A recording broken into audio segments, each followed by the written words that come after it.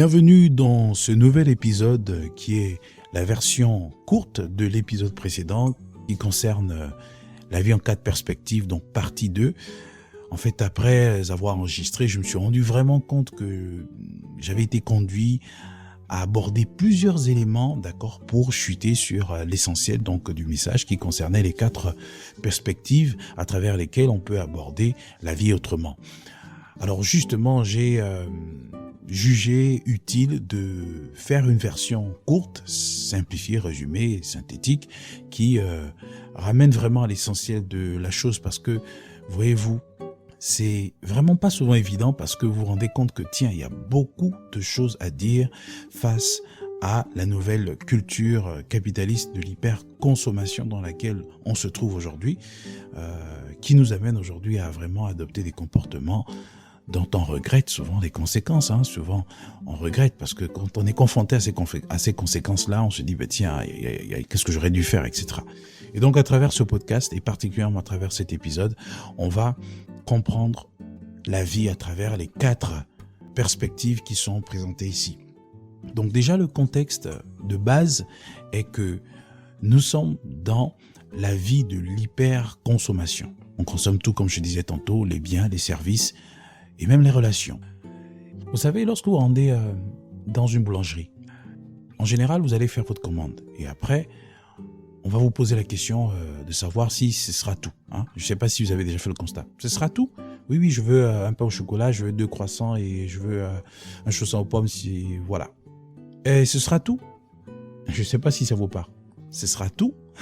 J'aurais même dû intituler l'épisode du jour de cette façon-là. Ce sera tout? On comprend par cette question en fait un message très implicite qui nous incite à réfléchir 2 fois, à revoir certainement notre décision d'achat, de voir si on peut peut-être penser à une autre option. Et généralement, ils vont configurer les choses de façon à ce que vous puissiez vraiment être amené à aller un peu plus que ce que vous aviez prévu initialement. Et c'est ce que nous retrouverons dans les donc les grands marchés, les grandes surfaces, des centres commerciaux. Vous allez voir que lorsque vous avez acheté tous vos articles, lorsque vous allez vous diriger vers la caisse, il y a encore un certain nombre d'articles qui sont présentés. Tout comme pour vous dire que, écoutez, vous n'allez pas quand même sortir de là sans vous profiter de telle promo. Vous n'allez pas sortir de là sans profiter de tels articles qui sont quand même à moindre coût. Vous voyez, par rapport à ce qui est proposé sur le marché ou bien à l'extérieur. On retrouve cela dans les pharmacies, on retrouve cela dans des magasins, en fait partout partout où l'on peut acheter quelque chose, où l'on peut faire une transaction financière. Donc tout ça illustre un peu cette culture de consommation, cette culture justement qui veut que nous soyons toujours en train d'accumuler, d'amasser, parfois à notre détriment. Et c'est dans ce contexte justement qu'il est important de nous souvenir un peu de notre sens de responsabilité.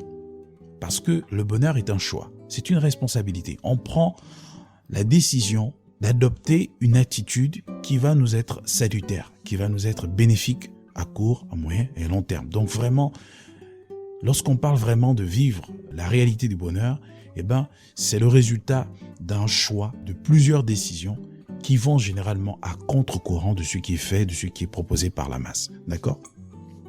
Et donc pour cela, il est important de revenir un peu sur les 4 âges, les 4 phases d'évolution d'un être humain. Justement, cela inclut l'âge d'enfance, l'âge d'ado et de jeune adulte, l'âge d'adulte et enfin l'âge de la vieillesse. Donc ces 4 âges-là. Alors, qu'est-ce qui caractérise chaque âge ? L'âge de l'enfance, justement, est caractérisé par la prise de connaissance de repères, de modèles. Un enfant, il veut souvent avoir de modèles pour pouvoir imiter, copier ce qu'il voit. L'âge d'ado et de jeune adulte correspond à l'âge où on veut se forger une personnalité parce qu'on prend un peu plus d'initiative cette fois-ci et de façon un peu plus raisonnable ou raisonnée. Et après, on a l'âge d'adulte où on s'engage parce que on est déjà un homme fait, on est une femme et donc on s'engage parce que on a un certain nombre d'éléments qui nous permettent d'assumer en fait finalement nos prises de position ou nos préférences en fait. Donc vraiment c'est l'âge de la responsabilité. Et enfin on a l'âge donc de vieillesse qui ici concerne vraiment la restitution et donc la création d'une base de données qui va servir peut-être d'héritage pour nos enfants et pour les enfants de nos enfants. Donc vraiment ces 4 âges-là caractérisent un peu le processus d'évolution des êtres humains. Alors, face à la culture de l'hyperconsommation qui nous est imposée par le capitalisme et naturellement à travers ces canaux que sont les médias, les réseaux sociaux. Alors là, les réseaux sociaux vraiment sont des médiums très très très stratégiques à travers lesquels la pensée capitaliste s'impose dans la pensée des gens, dans l'esprit des gens. Et donc aujourd'hui, si les gens s'engagent à faire des choses sans réfléchir 2 fois, sans vraiment avoir de sens de discernement et de recul, eh ben c'est tout simplement parce que les algorithmes assurent le travail édicté par, bien sûr, leurs auteurs. D'accord ? Les algorithmes, on les retrouve dans les réseaux sociaux, mais aussi dans la vie en général. Les gens ont presque des comportements tout faits. Et ce, parce que le mouvement de la masse le dicte. Hein? On fait ceci, on se réveille le matin, on va au boulot, et avant d'aller au boulot, on peut s'arrêter pour acheter à manger. On peut aussi faire des courses en passant, pourquoi pas, surtout lorsqu'il y a des promotions. Donc bref, il y a des normes, il y a des codes qui sont là, qui font que nos comportements sont majoritairement influencés par cette tendance, par ces habitudes-là. Et c'est ça la culture. Or, il se trouve que face à cela, on agit en fait finalement plus par émotion, par ce qu'on voit, par ce qu'on entend ici et là, et non pas par notre sens de discernement et donc notre bon sens, notre esprit critique qui nous amène à discerner en fait. Et c'est dans cela justement que ces 4 âges vont nous aider en fait plus ou moins à comprendre comment il faut réagir. Mais déjà, à la base, en matière de consommation, qu'est-ce qui caractérise ces différents âges ? Pour rappel, l'âge d'enfance, c'est l'âge de repère. L'âge d'ado et de jeune adulte, c'est l'âge de la personnalité. On se forge sa personnalité. L'âge d'adulte, c'est l'âge de responsabilité et donc d'engagement. Et enfin, l'âge de vieillesse, c'est l'âge de la restitution. C'est l'âge où on transmet, on lègue un héritage. Alors, lorsqu'on parle de consommation, on va remarquer qu'un enfant, un bébé ou un enfant, est souvent caractérisé par l'envie d'avoir plus. Il est en fait dans l'addition. On va vraiment utiliser les tables de calcul. L'enfant est dans l'addition. Il veut un peu plus. Il suffit qu'il soit confronté à une image ou à quelque chose, et l'enfant va vouloir un peu plus. D'accord ? Lorsque vous sortez par exemple, vous allez faire des courses, vous êtes avec un enfant, lorsqu'il voit une image ou un jouet, il va dire papa je veux ça, papa je veux ça, il va faire tout un vacarme et puis voilà, si vous voulez vraiment le calmer de la façon la plus radicale, vous n'avez pas le choix que de lui acheter son article, d'accord ? Ça c'est l'enfant, il va vouloir aller en tout cas dans l'accumulation de ce qu'il a. Et après, on a l'âge donc d'ado et de jeune adulte. Ici, c'est encore même plus terrible parce que l'enfant, du moins l'ado et le jeune adulte, est conscient en fait de la valeur de la chose. Et surtout, lorsque ce dernier est confronté à des pubs qui s'invitent à lui, c'est-à-dire notamment à travers les médias, donc des émissions de télévision ou des publicités sur les réseaux sociaux, avec des influenceurs qui quotidiennement sont là pour vendre des articles, proposer des produits en tout cas qui sont recommandés par leurs sponsors, etc. Donc ce qui fait que les ados sont très très très attachés à ce genre de choses-là et généralement prennent des décisions d'achat sur la base de l'influence de ces informations-là qu'elles puisent sur ces canaux-là. Donc du coup, vu que c'est vraiment la mode, c'est vraiment présenté de façon très très très intensive, les ados et les jeunes adultes sont dans la multiplication. Ils sont vraiment dans une logique d'accumulation, mais multipliée, d'accord ? C'est pas juste une addition. Elle veut ça, elle veut ça, elle veut ça. Et vraiment, le fameux ou la fameuse phrase ce sera tout, bon, du moins cette question, s'applique vraiment à ces personnes-là. C'est-à-dire que c'est vraiment des personnes qui sont très, très, très exposées à cette tentation de céder aux diverses propositions annexes ou supplémentaires dans leur processus d'achat. Et ça, c'est vraiment regrettable parce que c'est la poche qui en prend un coup, c'est le pouvoir d'achat qui en pâtit. Mais bon, dans tous les cas, c'est vraiment un peu ce qui concerne la caractéristique des ados et des jeunes adultes face à la culture de la consommation abusive qui nous est imposée par l'esprit capitaliste. Après, on a les adultes, en fait. Et les adultes, en général, ce sont des personnes qui sont censées être dans une logique de soustraction.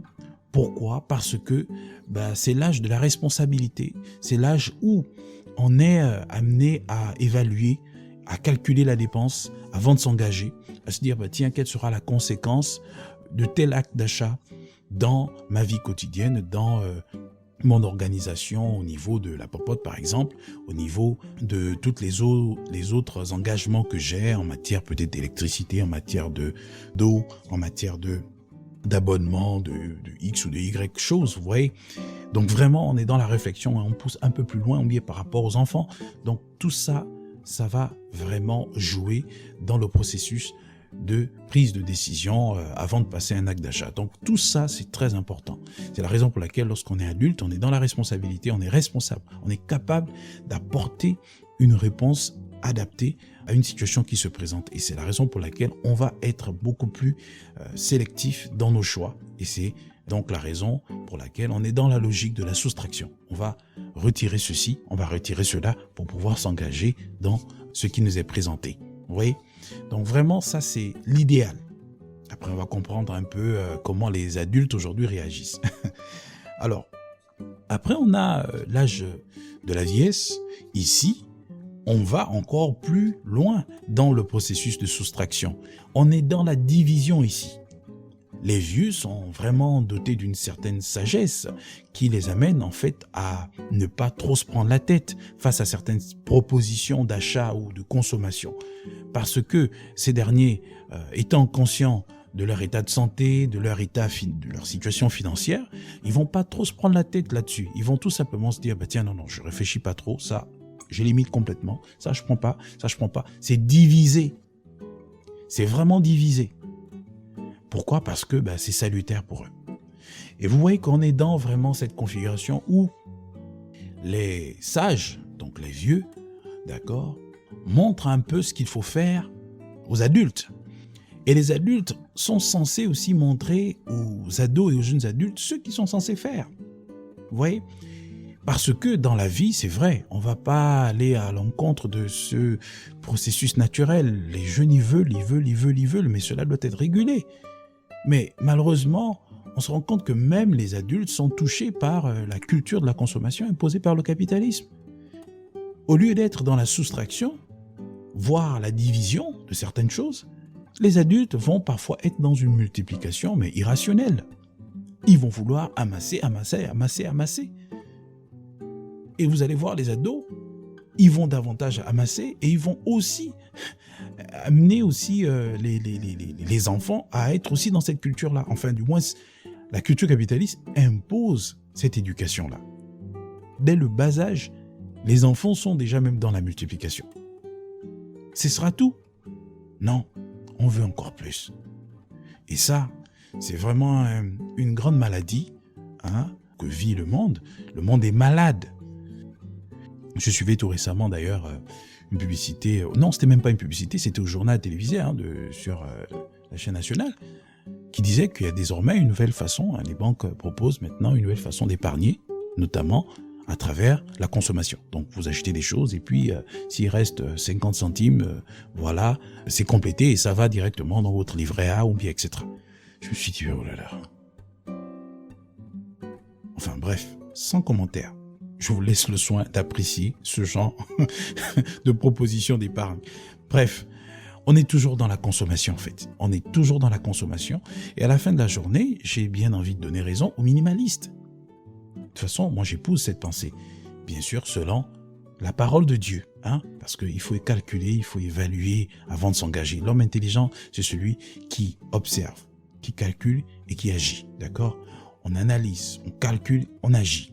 Mais on va pas juste agir comme ça parce que c'est la tendance, parce que voilà, c'est proposé par la masse ou la masse s'est alignée à cela. Non.